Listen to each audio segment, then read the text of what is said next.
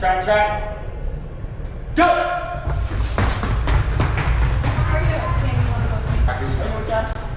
Jane, you can go with me. Set. No, you can't. Go! Drive. So Gian, relax those hips. Open up through the hips, bro.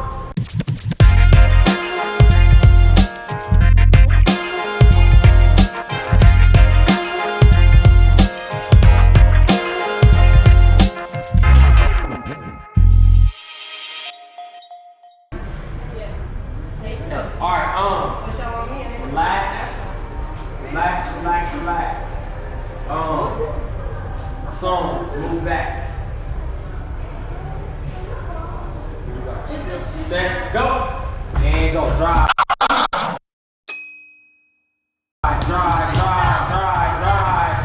Nice.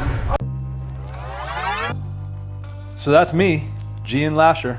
Yep, the old guy training with a bunch of high school athletes. So how did I get here? Yeah, I still play sports, but only on a recreational level. Some flag football, basketball leagues here and there.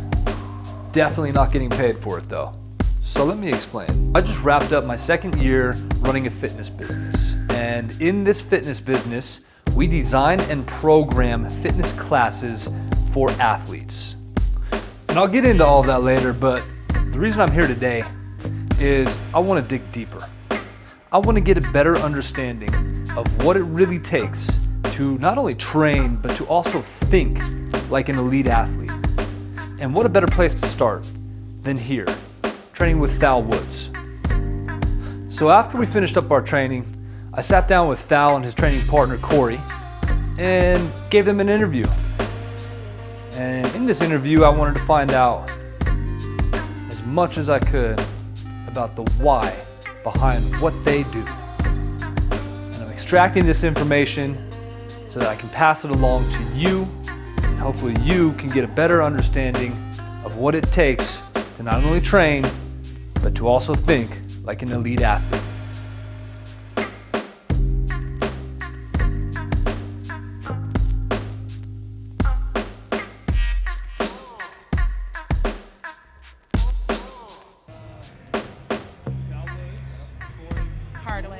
Hardiway. I'm gonna change it.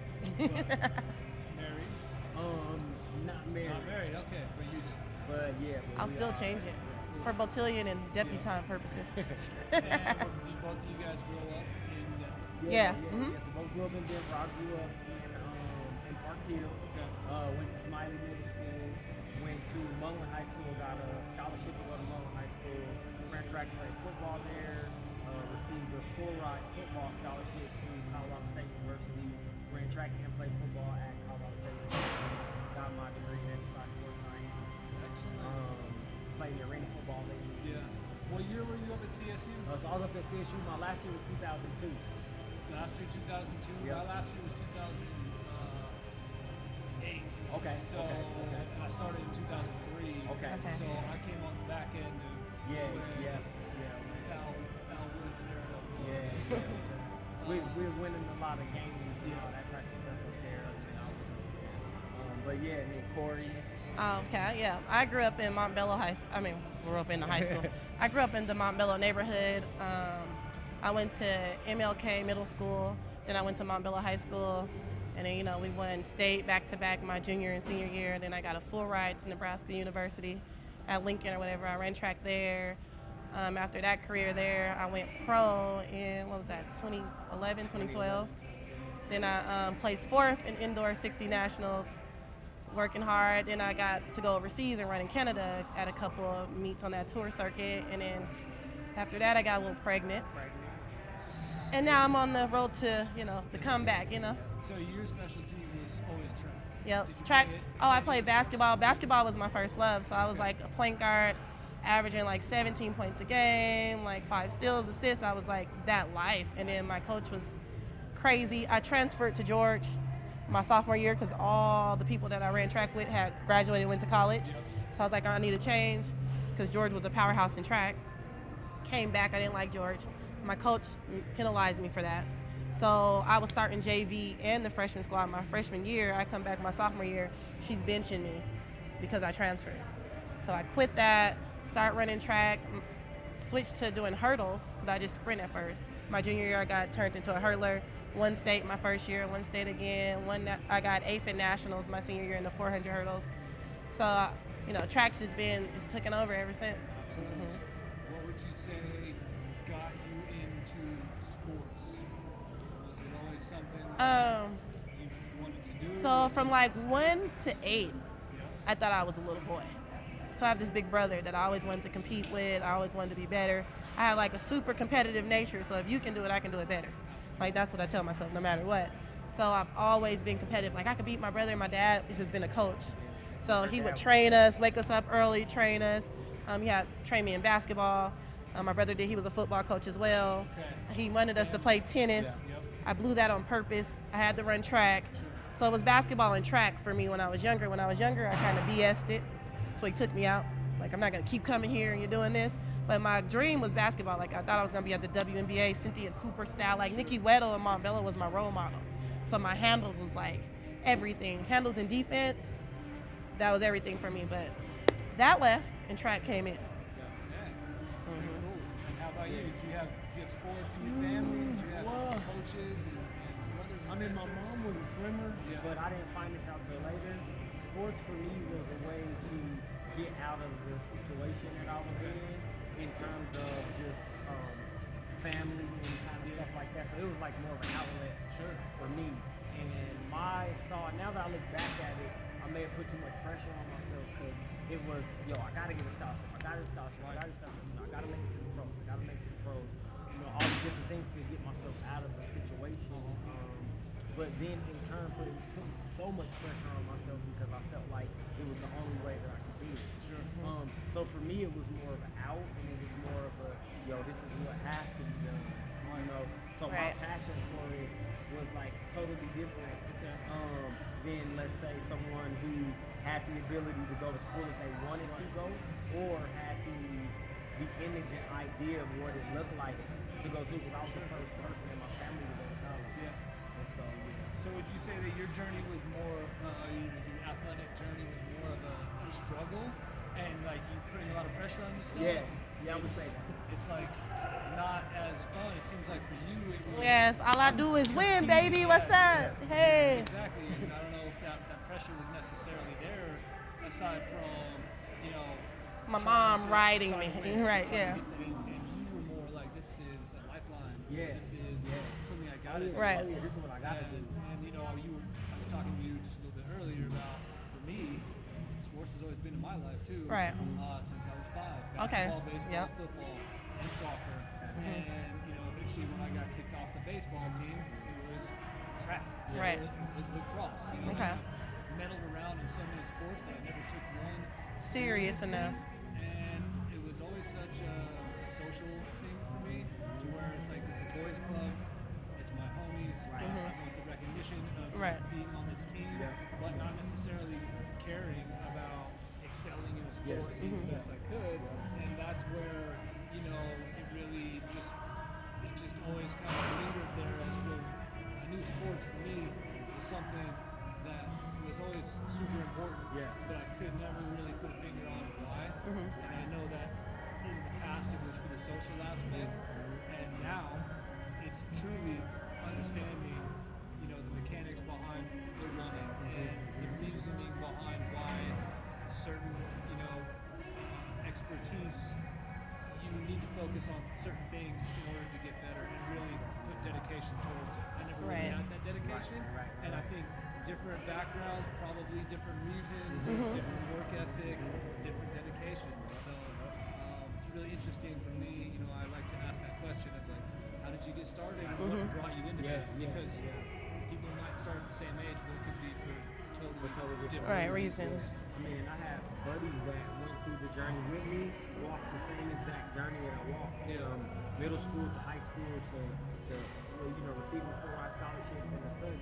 But the difference in the walk was like how I perceived what I was doing. So I was the kid like by himself in the yard, and people are passing by like, hey, the kid is by himself. Our coach pull up, hey, where's your dad at? Right. Oh yeah, he's inside.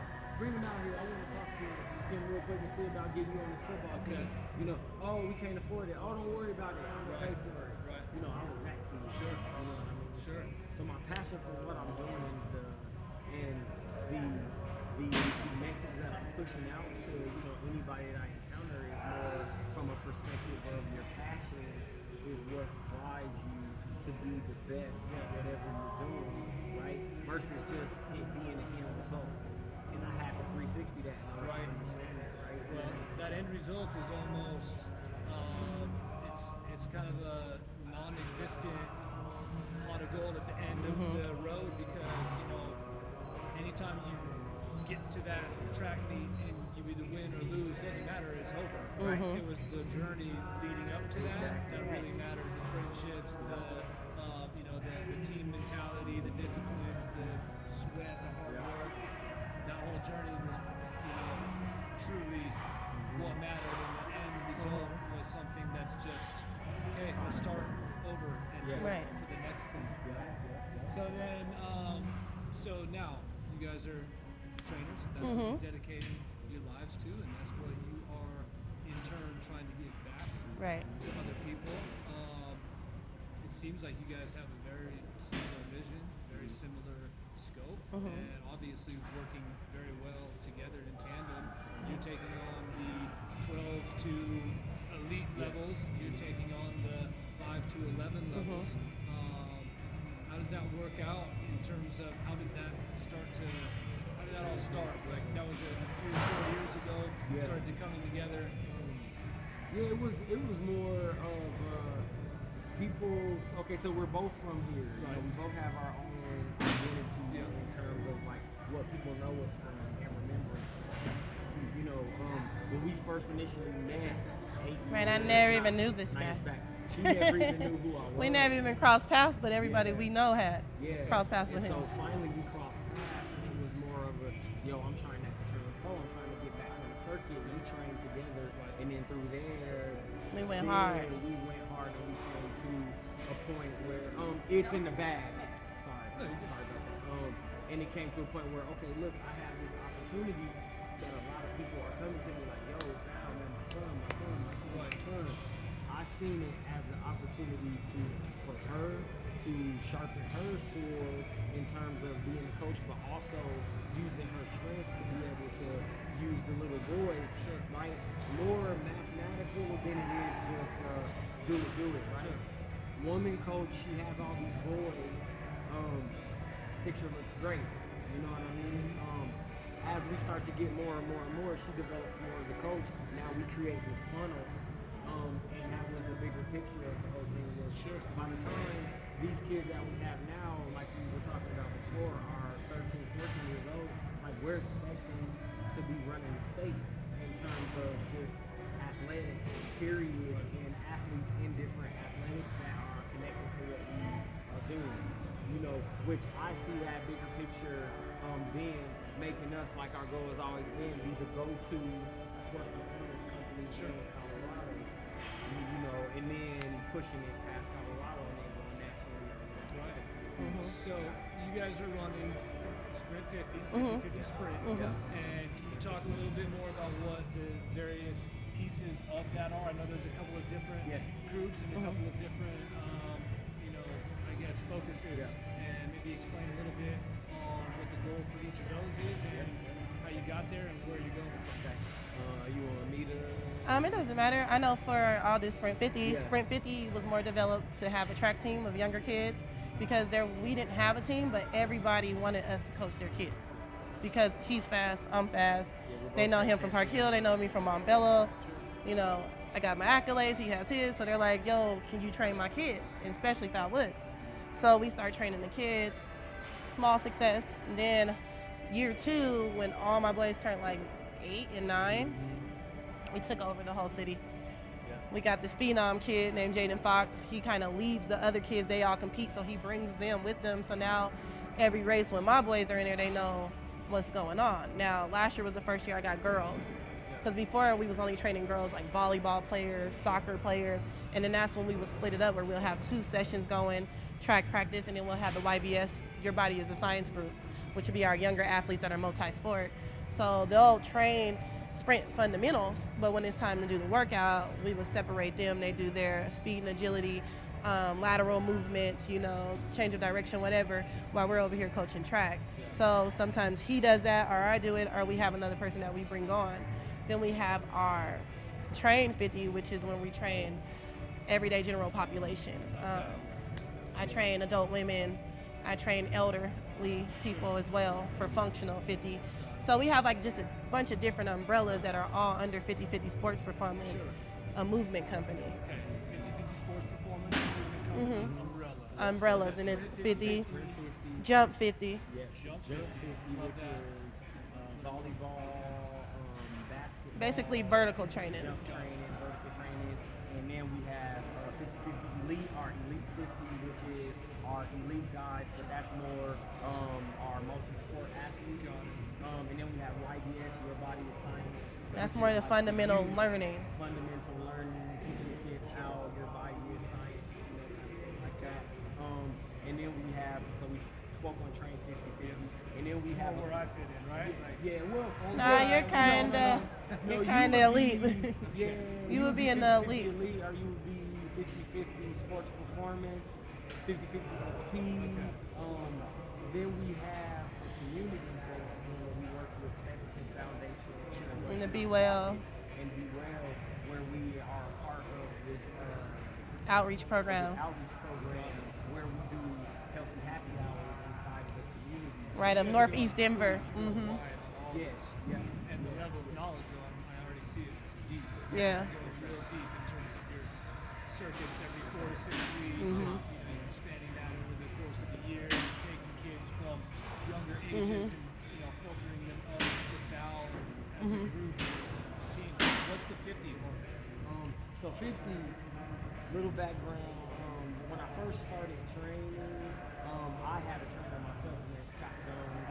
He does Athlete on Fire, and he trained me at the HIT Center, the High Intensity Training Center. His professor created the High Intensity Training Center. Okay. So they bought a franchise out here, brought it out here. I went to them. Yo, I'm a football player fresh out of college. In the football league, I don't have the money yet, but I do have a jersey and I have tickets to every home game.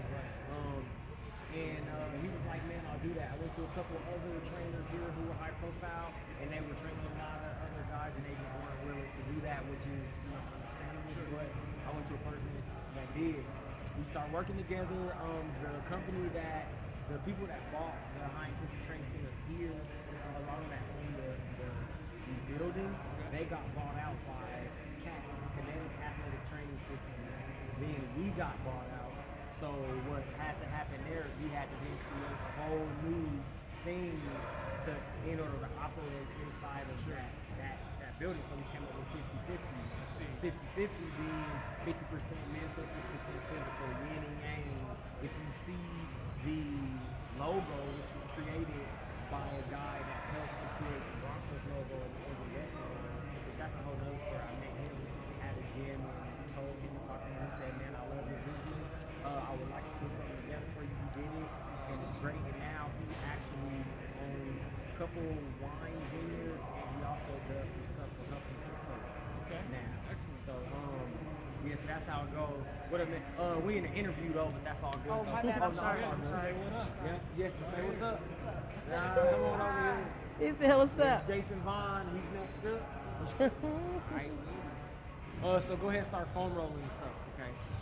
Yes. So Jason's dad, he was a standout athlete at Montbello High School, a track runner and received full basketball scholarships in Hawaii. So he's younger, but for sure. Yeah. So sorry about that. But I like it. It's perfect. yeah. So going back to with The logo guy. the logo, yin yang, 50/50, kind of came up with that whole purpose there. So that's like 50/50. Very cool. I like that. It's a good story. I thought it meant something to do with distance or Nope. Yeah. They tricked or you. speed, and I'm Like outside of 50% the- speed, 50% power. Yeah. Exactly. And it's this whole journey that we go on is the yin and the yang. Yes. Finding inside of the stuff that we don't like, finding what we do like. Right. insight and stuff that we do like, understanding that there's a little portion in there that you might not like, which to me speaks of don't get too high, don't get too low. You know what I mean? We operate in frequencies. Most definitely. I was in, finance. I was trading on the trade floor at Jan's Capital Group. Okay.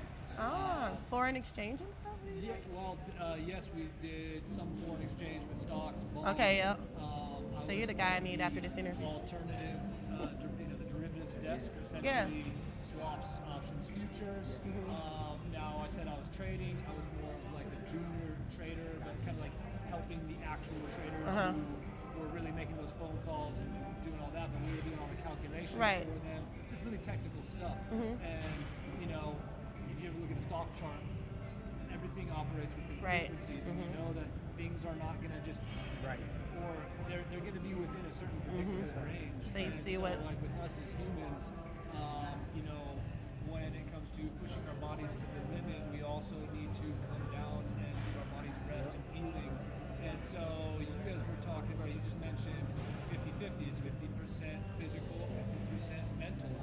So what do you do, or do you emphasize, and how do you emphasize that mental side of your training to your clients and athletes?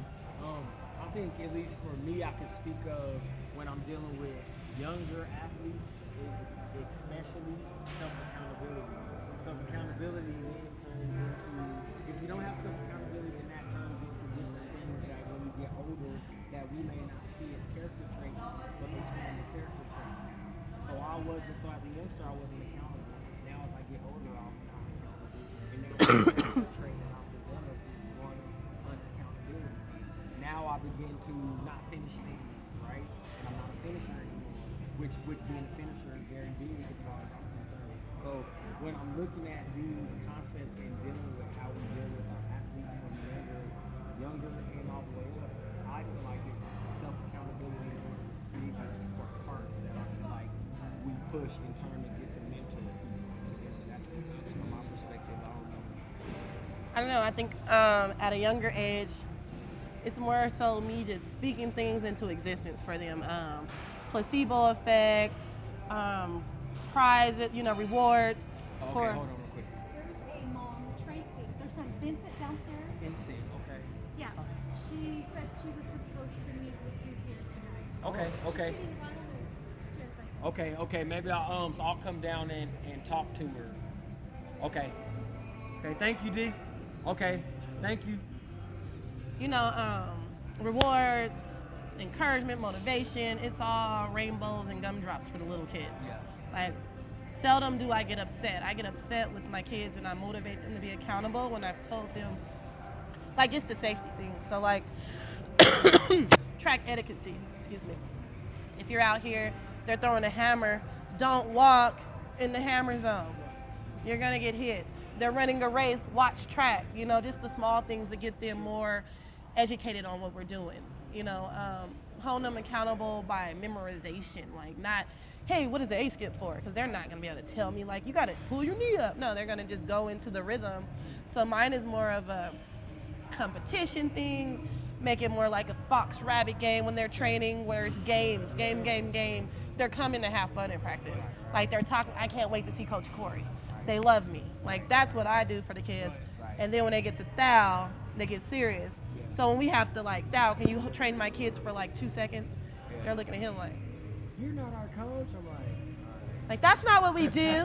Coach Korey does this. So, just having that part with the kids, and then with the adults, just, keeping reality checks with them, letting them know the realistic things, letting them know about the quacks, because women, I train a lot of women, they're always looking for the get fit quick, the next body trimmer, waist trainer, all this stuff. And it's like, realistically, you want to do this on your own, because when that trainer's gone, when you take that off, you still got to be accountable for that. Letting them know that you're not going to look like J-Lo in 6 weeks. That's going to take years, so being accountable there with my general population, and for my elder clients, letting them know it's okay to be slowing down, and encouraging that they get stronger as they get older, and showing them people that have already walked that walk who didn't start until like 60 or something.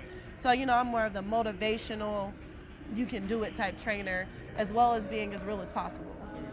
Now, what I can't say, not to interrupt, but just to add to what I see a lot is a lot of athletes, young or old, they come to us with a certain idea of like what you're supposed to wear. Oh yeah, swag. So, example, we do really hold our hat on the swag piece of it as well. Yeah, so with for swag. instance, you don't go to any place where there's elite athletes. You don't really go there and see guys wearing big baggy shorts trying to Baggy shirts. They're out here doing their best you don't moves. see guys wearing big baggy shirts, right? But we have these athletes that come in, they may be good, but they don't understand that there's a They got swag high tops for sprinting. too, right? They come in with KDs. They got their best 12s on. Like, bro, you got your Space Jams on. Yeah, you're wrong Or place. they got these big.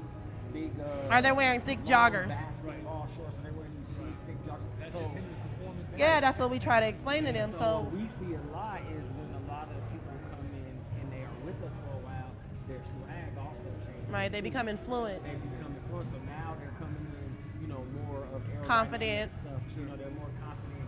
They love what they look like when they have their stuff on. So now it becomes, I kind of It's like a gang. look at Gang, it, gang. like the superhero 50-50 type gang. of thing, too. You know what I mean?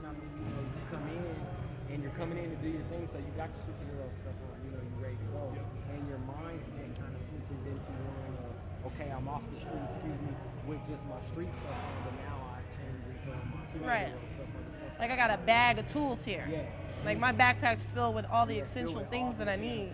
things, and But that be pre-workout, post-workout, rollers, so extra that's the sweats, part shoes. that I like that we bring, and we see it reflected in some of the athletes, even little Jason. Right, yeah, because I've been calling him out since day one. Like, bro, what are these?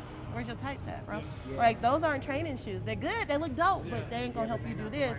And then slowly, now he's all swagged up. He comes from the warm-up sweats, bust down to the tight shirt, muscle shirt, like he's ready to go. Now he's looking like he's supposed to be looking. And I feel like that was influenced by us being the elite levels of what it really looks like. Sure. You know what I mean? Because you can see it on TV, but you don't really know what it looks like before they put on their stuff and they're going.